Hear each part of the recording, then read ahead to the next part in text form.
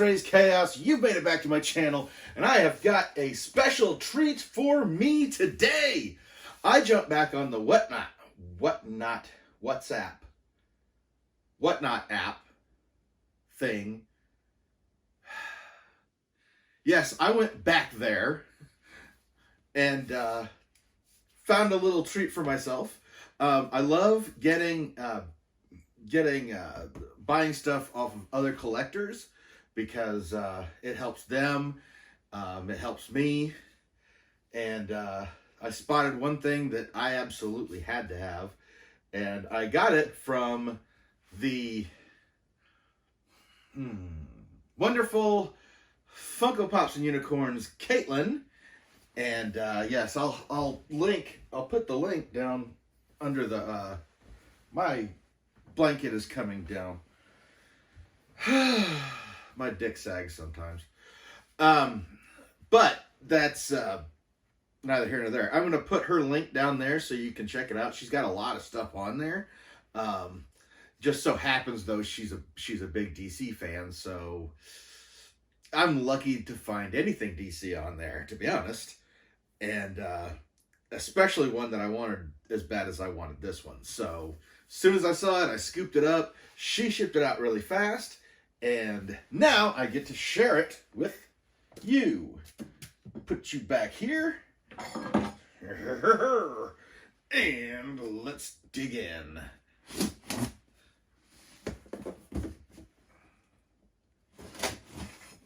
I love opening them this way, so I can just open them like it's a...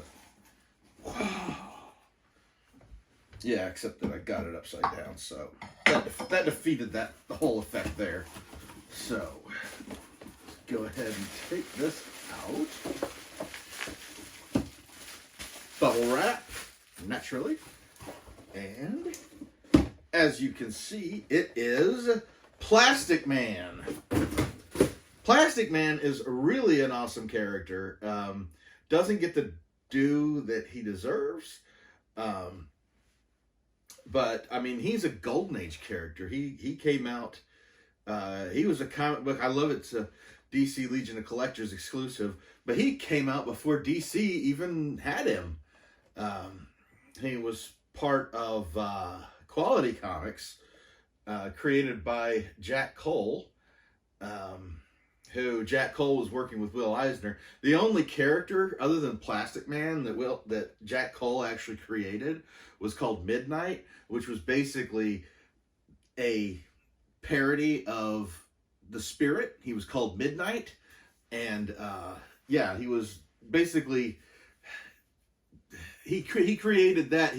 But it was while he was working with Will Eisner, so it was like, okay. But yeah, they ended up taking this. He is the second stretch-based superhero.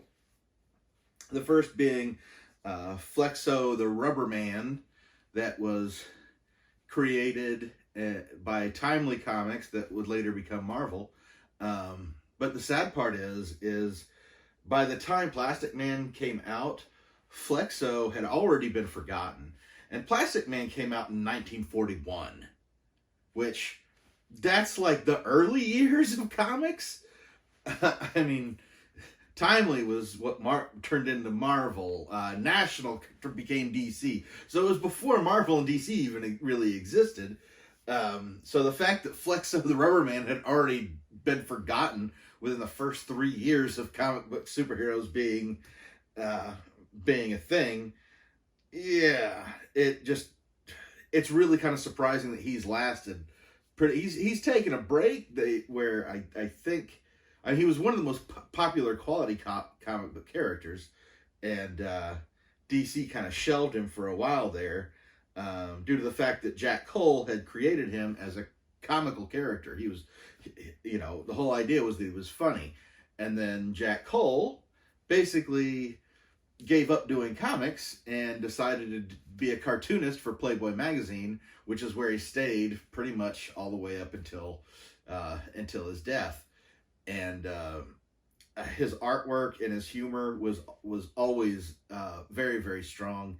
And as a matter of fact, nothing they've done with Plastic Man ever matched what his original Police Comics version was, which I think he did over 105 issues of that.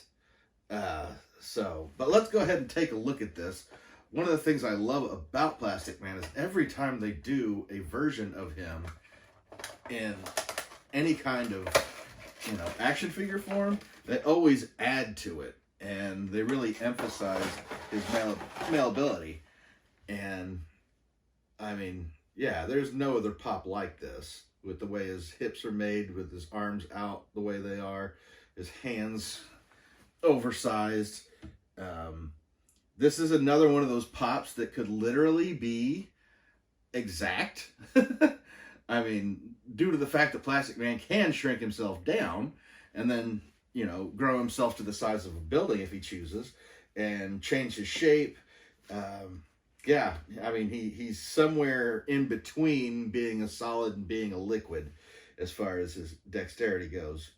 And he got it from, he was a criminal, he was on a heist, and basically he got shot during this heist in a chemical factory, and a bunch of chemicals went down into the bullet holes, and they turned him into this. And yeah, I mean, I think they actually had a story in which they went to the past, and the only way they could get him back was essentially to shatter him and leave him in the ocean. And the rest of the Justice League heads 3,000 years into the future, which would be the present, and they basically go track down the particles that were Plastic Man and reform him. So essentially he kind of lived for 3,000 years. But yeah, he is virtually indestructible.